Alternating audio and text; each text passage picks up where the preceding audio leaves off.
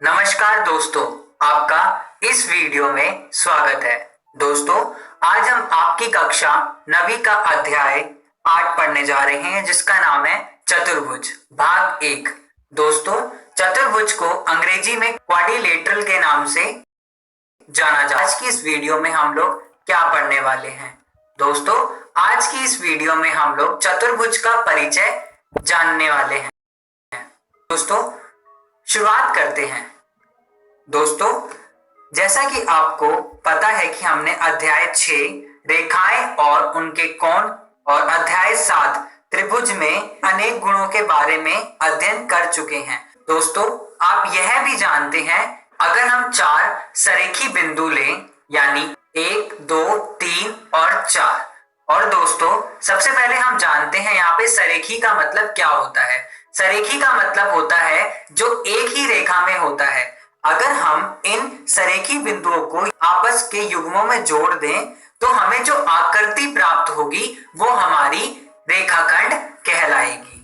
Okay दोस्तों, आइए दोस्तों, अगर हमारी 4 बिंदुओं में से 3 बिंदु सरेखी हो और 1 बिंदु असरेख हो, इसका मतलब हमारे पास 3 बिंदु एक ही रेखा में हो और 1 बिंदु उस रेखा से अलग हो, तो हमें क्या ज्ञात होगा? दोस्तों, ये हमारे पास 3 बिंदु सरेखी हैं और 1 बिंदु असरेख है।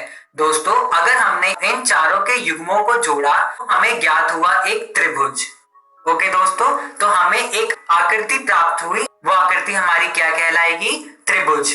आइए अब 4 बिंदु अंकित करते हैं और देखते हैं कि इनके युग्मों को जोड़ने पर कौन सी आकृति प्राप्त होती है। तो दोस्तों, यदि 4 में से कोई 3 बिंदु सरेख ना हो तो हमें क्या ज्ञात होगा? तो हमें दोस्तों एक चतुर्भुज ज्ञात होगा। दूसरी आकृति देखते हैं। यदि हमारे पास ये 4 बिंदु जो असरेखी हैं, अगर हम इनके युग्मों को जोड़ दें तो हमें एक 4 भुजाओं वाली एक आकृति प्राप्त हो गई और उस आकृति का क्या नाम हुआ? चतुर्भुज।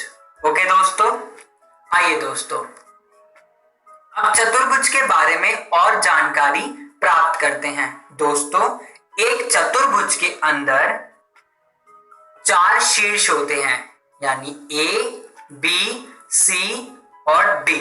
ओके दोस्तों, तो दोस्तों हमने इन 4 शीर्ष को यहाँ पर हमने लिख लिया। कौन कौन से? ए, बी, सी और डी। आइए दूसरा दोस्तों, एक चतुर्भुज के अंदर दोस्तों 4 भुजाएं होती हैं, A B, B C, C D और डी ए। तो दोस्तों हमने इनकी 4 भुजाएं भी ज्ञात कर ली। कौन कौन सी प्राप्त हुई?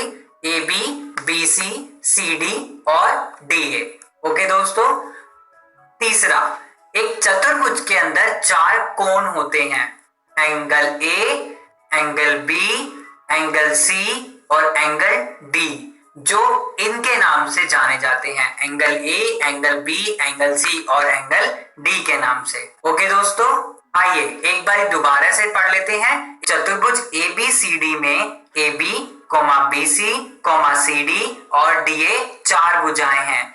ए बी सी और डी 4 शीर्ष हैं तथा angle A, angle B, angle C और एंगल डी शीर्षों पर बने 4 कोण हैं। ओके दोस्तों, आइए अब इनके सम्मुख शीर्षों ए और सी तथा बी और डी को जोड़ते हैं।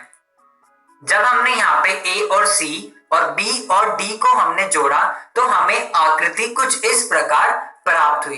तो दोस्तों यहाँ पर AC और BD चतुर्भुज ABCD के 2 विकर्ण हैं। दोस्तों, विकर्ण को हम अंग्रेजी में डायगोनल्स कहते हैं। ओके दोस्तों, तो हमें कब प्राप्त हुए 2 डायगोनल? जब हमने चतुर्भुज ABCD में AC को जोड़ा, B और D को जोड़ा, तब हमें 2 विकर्ण ज्ञात हुए, यानी 2 डायगोनल्स ज्ञात हुए। आइए दोस्तों अब ज्ञात करते हैं चतुर्भुज का कोण योग गुण क्या होता है। तो दोस्तों, चतुर्भुज का कोण योग गुण का मतलब ही यही होता है कि चतुर्भुज के चारों अंत कोणों का योग हमें 360 डिग्री होता है। तो आज के इस प्रश्न में हमें यही ज्ञात करना है। आइए हम इसको जानते हैं कि चतुर्भुज के चारों अंत कोणों का योग 360 डिग्री किस प्रकार हो सकता है। तो दोस्तों सबसे पहले हमें क्या करना है, चतुर्भुज ABCD में से AC एक विकर्ण है, जैसा कि हमने अभी पढ़ा। तो हमने AC जो उसका विकर्ण है उसको हमने बीच में से खींच लिया। ओके दोस्तों, उसके बाद हमने एंगल A और एंगल C को दो भागों में विभाजित कर दिया। जब हमने एंगल A को विभाजित किया तो हमें ये एंगल और ये एंगल प्राप्त हुआ, और एंगल C को जब दो भागों में विभाजित किया तो हमें ये दो एंगल प्राप्त हुए। अब हमने इन दोनों एंगल का नाम रख दिया। ये हो गया एंगल 1, ये हो गया एंगल 2, ये हो गया एंगल 3, ये हो गया एंगल 4। ओके दोस्तों, अब हमने त्रिभुज ABC लिया, A, B और C। जब हमने ABC लिया तो हमने देखा इस त्रिभुज ABC में angle 1 plus angle B plus angle 3 का जो योग है वो 180 के बराबर है। ओके दोस्तों, यहाँ पे इसका मतलब ये है त्रिभुज ABC के कोणों का जो योग है वो 180 डिग्री के बराबर है। आइए दोस्तों, अब हम लेते हैं त्रिभुज AD और C।